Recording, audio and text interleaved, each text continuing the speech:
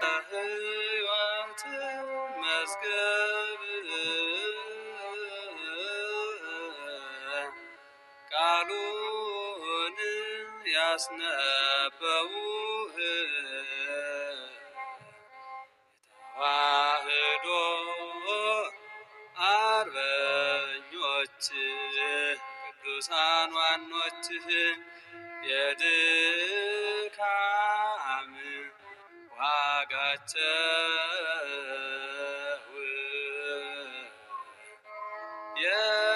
የእምነታቸው ፍሬ ያማረ ነውና ምሰላቸው ዛሬ። በስመ አብ ወወልድ ወመንፈስ ቅዱስ አሐዱ አምላክ። በስመ አብ ወወልድ ወመንፈስ ቅዱስ አሐዱ አምላክ። አመ 30 ለየካቲት በዛቲ ዕለት ተረክበት ርእሱ ለቅዱስ ዮሐንስ መጥምቅ። አንድ አምላክ በሆነ በአብ በወልድ በመንፈስ ቅዱስ ስም የካቲት 30 በዚች ዕለት የመጥምቁ ዮሐንስ የከበረች ራሱ ተገኘች። ይህም እንዲህ ነው። ከሃዲ ሄሮድስ የከበረ ዮሐንስ ራሱ ይቆርጡት ዘንድ ባዘዘ ጊዜ በእስር ቤት ራሱን ቆርጠው ወደ ሄሮድስ አቀረቧት። እርሱም ለወገኖቹ በማሳየት በቅዱስ ዮሐንስ ላይ ስላደረገው ሥራ እንደሚያዝን ገለጠላቸው። የክቡር ዮሐንስንም ራስ በቤቱ ውስጥ አስቀራት።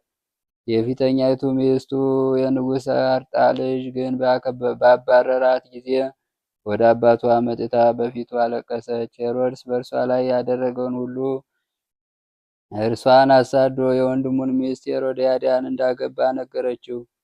በዚያንም ጊዜ ንጉሥ አርጣ ተቆጥቶ ተነሳ። ወደ ሰራዊቱንም ሰብስቦ ወደ ገሊላ ዘመተ። የገሊላንም አገሮች ሁሉ አጠፋ፣ በእሳትም አቃጠለ።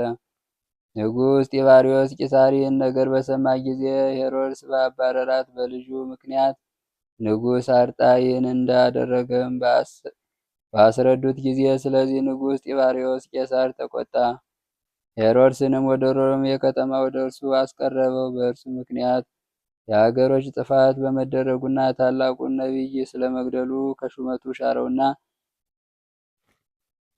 እንድልኩ ወደሚባል አገር አጋዘው። በዚያን ጊዜ በክፉ አሟሟት ሞተ።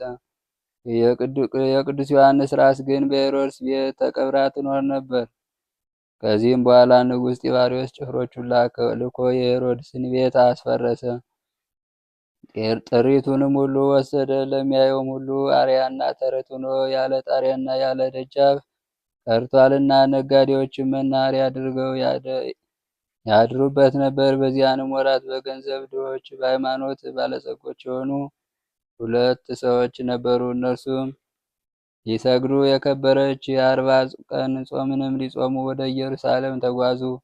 ይህም ከብዙ ዘመን በኋላ ነው። ምሽትም በሆነ ጊዜ ምድረ በዳ በሆነ በሄሮድስ ቤት ውስጥ አደሩ። ቅዱስ ዮሐንስም ከእርሳቸው ለአንዱ በሕልም ተገለጠለትና የከበረች ራሱ ያለችበትን ቦታ አስረዳው።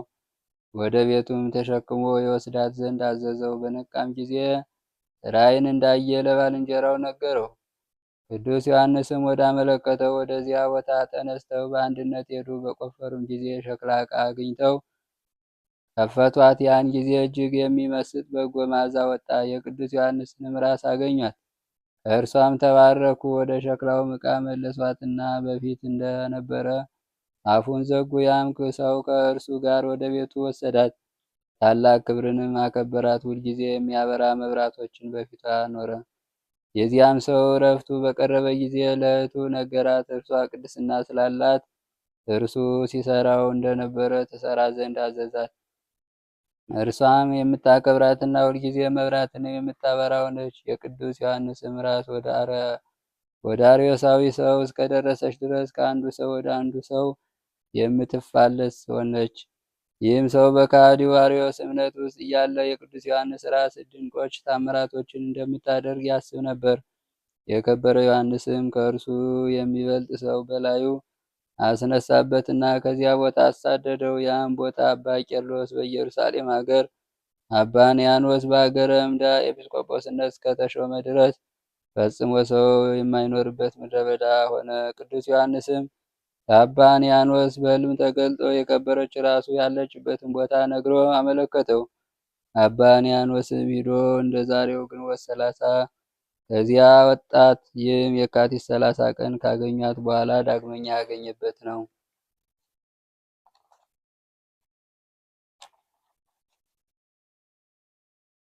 እንዲህም የሚል አለ። የከበረ ዮሐንስ አፈወርቅ ተናገረ። ይህም ሄሮድስ ባዘዘ ጊዜ ቅዱስ ዮሐንስ በእስር ቤት ሳለ ራሱን በሰይፍ ቆርጠው በጻሕል አድርገው ወደ ሄሮድስ አመጡለት። እርሱም ለሄሮድያዳ ልጅ ሰጣት። እርሷም ለእናቷ ወስዳ ሰጠቻት። ያችም የረከሰች አመንዝራ ልትዳስሳት በወደደች ጊዜ በወጭቱ ውስጥ ጠጉሯ ተዘርግቶ ወደ አየር በረረች። በአየርም ሆና የወንድምህን ሚስት ልታገባ አይገባም እያለ የምትጮህ ሆነች። እንዲህም እያለች 15 ዓመት ኑራ በአረቢያ ምድር አርፋ በዚያ ተቀበረች። ነጋዴያንም በዚያ ቦታ የሚያድሩ ሆነ። በእግዚአብሔር ፈቃድ ሁለቱም አማንያን ነጋዴዎች ወደዚያ ቦታ ደርሰው አደሩ። ቅዱስ ዮሐንስን በል ተገለጠላቸውና የከበረ ራሱን ያወጡ ዘንድ አዘዛቸው። እነርሱም አወጧት። ከእርሳቸውም ጋር ወደ ቤታቸው ወስደው ታላቅ ክብርን አከበሯት። ለእግዚአብሔር ምስጋና ይሁን። እኛንም መለኮትን ባጠመቀ በቅዱስ ዮሐንስ ጸሎት ይማረን። ልዩ የሆነች በረከቱን ከእኛ ጋር ትኑ ለዘላለሙ አሜን። ሰላም እብ ለርእስከ ክቡር ዘተረክ በዮም በንዋየ ጽቡር ዮሐንስ ሰራሪ ንጉሥ አዕዋፍ ንሳኒ በክነፊ ከዋይድ ወኒ ለገብር ከመያስቆቁ ቀዊሜ በጽንፋ ለባህር። በዚህችም ዕለት የከበረ የእስክንድርያ ሊቀ ጳጳሳት አባ ሚናስ መታሰቢያው ነው። በረከቱ ከእኛ ጋር ትኑ ለዘላለሙ አሜን። ዛቅረብኩ ማህሌተ አዘኪሬ አይላፈ እምዕለተ ጸምዱ ከዘልፈ ለላ አነብብ ተወከብ ዘንዴቴ መጻፈ እንተረሰከ እግዚኦ ጸሪቀ መበለት ውቁፈ እምላቡ ብላን ዘተርፈ ነቢያት፣ ቅዱሳን ሐዋርያት፣ ሰባክያን፣ ሰማዕታት ወጻድቃን፣ ደናግል፣ አድዮ መነኮሳት ሄራን ባርኩ ባርኮ ጉባኤ ዛቲ መካን እስከ አረጋዊ ልቅ ወንዑስ ሕፃን ለዘጻፎ በክርታስ ወለዛ ጻፎን ዘይደርስ ለዘ አንብቦ ወለዘ ተርጉሞ በልሳን አዲስ ወለዘ ሰማ ቃሎ በዝነ መንፈስ በጸሎተሙ ማርያም አራቂተ ኩሉም ባይ ስውረ ይማረነ ኢየሱስ ክርስቶስ። ከቅዱሳን በረከት ጸጋ ክብር ያድለን። ከታላቁ ከመጥምቀ መለኮት ከቅዱስ ዮሐንስ ከቅዱስ ሚናስ በረከቱን ጸጋውን ክብሩን ያድለን። አቡነ ዘበሰማያት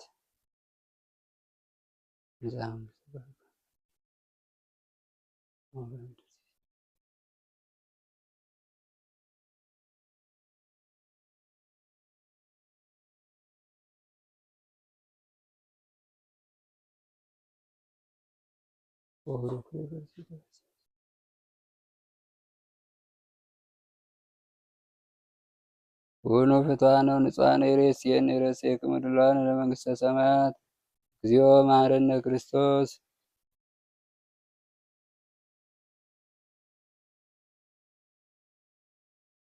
በእንተ እግዝእትነ ማርያም ከማሁ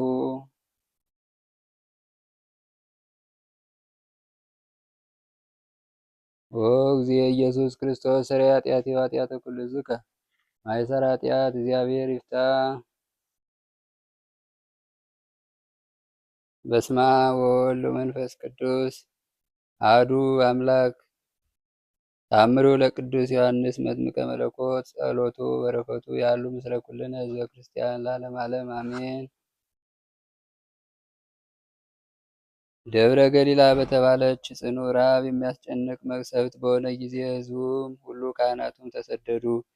በሀገሩም ውስጥ የቀረ አልነበረም። ሀገሪቱም እርቃኗን ቀረች። ከሩቅ አገር የመጡ ሁለት ሰዎች ነበሩ። ቁልፉን ቀጥቅጠው በሩን ሰብረው ወደ ቤተ ክርስቲያን ውስጥ ገቡ። ከዚያችም የመጥምቀ መለኮት ቅዱስ ዮሐንስ ቤተ ክርስቲያን ውስጥም ታቦቱን ሰረቁ። ያን ጊዜ በወርኃ የካቲት 16 ቀን በመንፈቀ ሌሊት ከሰረቁ 30 ምዕራፍም ያህል ከሄዱ በኋላ መንቀሳቀስ፣ መራመድ፣ ወደፊት መሄድ ቢሆን አልቻሉም። የሆድ በሽታም መጣባቸው፣ መንቀጥቀጥም ያዛቸው። ስለዚህ ሴራ በተባለ በሊቀ መላእክት ቅዱስ ሚካኤል ደብር አጠገብ ባለ ጥቅጥቅ ደን በፍርሃትና በራድ ተመልሰው ሸሽገው አኖሩት። ያን ጊዜ እኒህ ሁለት መሳተኞች ሰርቀው በጥቅጥቅ ደን ውስጥ ከሸሸጉት ከመጥምቀ መለኮት ቅዱስ ዮሐንስ ታቦትን ብርሃን ጎርፍ የተነሳ የቤተ ክርስቲያን ጠባቂ ካለበት ሩቅ ስፍራ ሆኖ ነቃ። ነገር ግን ወደዚህ የሚያስፈራ የሚያበራ ታቦትም ይቀርብ ዘንድ አልቻለም። ያ ስፍራ እንደ እሳትና እንደ ነበልባል ያቃጥላል። ይህ ቅዱስ ታቦት እንደ ሰማይ ኮከብ ሲያበራ ያየ የቤተ ክርስቲያን ጠባቂም ሄደ። ለሴራ ቅዱስ ሚካኤል ቤተ ክርስቲያን አለቃ የሆነውን ሁሉ ነገረው። ይህ የተባረከ መምህርን በመስቀል እየባረከና እየጸለየ በተጠጋ ጊዜ በዚያ ጥቅጥቅ ደን ያለው ታቦት ከደብረ ገሊላ ቅዱስ ዮሐንስ ቤተ ክርስቲያን የተሰረቀ እንደሆነ አስተዋለ። የደብረ ገሊላ ቅዱስ ዮሐንስ ቤተ ክርስቲያን ምዕመናን፣ የደብሩ ሊቃውንትም ሁሉ ተሰብስበው በወርኃ የካቲት 30 ቀን ታቦቱን ወደ ቤተ ክርስቲያን አገቡት። በክብርና በብዙ እልልታም ወስደው በቅዱስ መንበሩ ላይ አኖሩት። በደብረ ገሊላ በተባለች መጥምቀ መለኮት ቅዱስ ዮሐንስ ቤተ ክርስቲያን ውስጥም ይህ በዓል የካቲት 30 ተከበረ። በዚህችም በወርኃ የካቲት 16 ቀን ከሰረቁት በኋላ በወርኃ የካቲት 30 ቀን ይህ የመጥምቀ ዮሐንስ ቅዱስ ታቦት ተገኝቷልና በዚህችም ቅዱስ ቤተ ክርስቲያን በየቀኑ በየወሩ ታምር ይደረጋል። መጥምቀ መለኮት ቅዱስ ዮሐንስ ለሚታመነው ድንቅ ታምር የሚያደርግ ኃያል ነውና። በማኅፀኗም ጽንስ የማትይዝ አንድ ሴት ነበረች። በ6 እና በ7 ወራትም ቢሆን ከሕመሟ የተነሳ ጽንሷ ይወርዳል። ባለመድኃኒቶችም ያድኗት ዘንድ ምን አልቻሉም። አንድ ሰውም ደብረ ግላ በተባለች በዚች ቅዱስ ቤተ ክርስቲያን የመጥምቀ መለኮት ቅዱስ ዮሐንስ የሚያደርገውን ተአምር ከነገራት በኋላ ይቺ ሴት መጥታ ተሳለች። ሴት ልጁም ወልዳ ከልጇና ከቤተሰቦቿ ጋር መጣች። ይህንን ተአምር መሰከረች። የመጥምቀ መለኮት ቅዱስ ዮሐንስ ጸሎቱ በረከቱ ከሁላችን ከምንሰማው ከሕዝበ ክርስቲያን ጋር ለዘላለሙ ይደርብን፣ አሜን። የመጥምቀ መለኮት ቅዱስ ዮሐንስ በረከቱ ጸጋው ክብሩ በሁላችን ላይ ይደርብን። አቡነ ዘበሰማያት። በስመ አብ ወወልድ ወመንፈስ ቅዱስ አሐዱ አምላክ። የአባታችን የቅዱስ ሚናስ ጸሎቱ በረከቱ በሁላችን ይደርብንና ታላቁ ጻድቅ ቅዱስ ሚናስ ያደረገው ታምር ነው። ከዕለተ ዕረፍቱ ጥቂት ጊዜ ቀደም ብሎ አንድ ዘመዱ ሊጠይቀው መጣ። አቡኑም በለሆሳስ ድምፅ ደጋግሞ እፈልጋለሁ እፈልጋለሁ ይላል። ሰውየው አቡነ የሚፈልጉትን ይንገሩንና አሁን ይደረግልዎት ሲለው መጓዝ እፈልጋለሁ አለው። ስለ ጉዞ ጉዳይ ጸሐፊውን ወይም መኪና አሽከርካሪውን ማነጋገር ሲገባው ለምን ለእኔ ይነግረኛል? በዚያም ላይ ደግሞ ለወትሮው የጉዞ ዝግጅት እንዲደረግለት የሚጠይቀው በዋዜማው ነበር። አሁን በአፋጣኝ ለጉዞ ዝግጅት መደረግ አለበት ማለት ነው ብሎ ሲያስብ ቆየና አቡኑ አየሩ ጥሩ ስላልሆነ ለመጓዝ አስቸጋሪ ነው፣ ለምን ትንሽ አይቆዩም ብሎ ጠየቀው። አቡነ ቄርሎስ ስድስተኛ በየገዳማቱ ጉብኝቴን ፈጽሞ በሚመለስበት ጊዜ እያንዳንዱ መነኩሴ በግል መወያየት፣ መስቀል ማሳለም እና የተወሰኑ የግል ዕቃዎችን በስጦታ ማበርከት አስለምዶ ነበር። በ1963 ዓ.ም ያደረገው ስንብት ግን ከተለመደው ጠባዩ ለየት ያለ ሆነ። የገዳሙን አበምኔት ጠርቶ ከእያንዳንዱ መነኮሳት በቂ የሆነ የራስ መሸፈኛ ቆብ ሰጥቶ እንባ እየተናነቀው አጠር ያለ ንግግር ሲያደርግ በሐዘን የደመነ ፊቱን በፈገግታ ሊሸፍነው ቢሞክርም ስላልተሳካለት በፍጥነት ወደ መኪናው አመራ። የለመዱትን እንክብካቤ ያላገኙት አባቶች በመደነቅ እርስ በርሳቸው አባታችን ወዴት ነው የሚቸኩሉት? ለምን ያለቅሳሉ? የተለመደው ስጦታችንስ ለምን ቀረ? ምስጢሩ ምንድን ነው? በማለት ተወያዩ። ለአቡኑ ግን ምስጢሩ ከወዳጁና ከአማላጁ ለማር ሚና ገዳም ከመሰናበት የሚያደርገው ጥረት ነበር። ከልጆቹ ሁሉ ከመቼውም የበለጠ ምክር እየሰጠ አይዟችሁ እግዚአብሔር ከእናንተ ጋር ነውና ብሎ ሁሉንም ኃላፊነት መወጣት እንዳለበት አስገነዘባቸው። ለእነርሱ ግን ግራ ከመጋባት በስተቀር ምስጢሩን ማወቅ ከችሎታቸው በላይ ነበር። የካቲት 30 ቀን 1964 ዓመተ ምህረት አቡነ ቄርሎስ ስድስተኛ የዚች ዓለም በሞት ተለየ ተጓዘ። ጸሎቱ ምልጃው አይለየን፣ በረከቱ ይደርብን፣ አሜን። የታላቁ የቅዱስ ቄርሎስ የአባታችን አቡነ ቄርሎስ በረከቱ ጸጋው ክብሩ ይደረን። ሰላም ቀን ያውለን። አቡነ ዘበሰማያት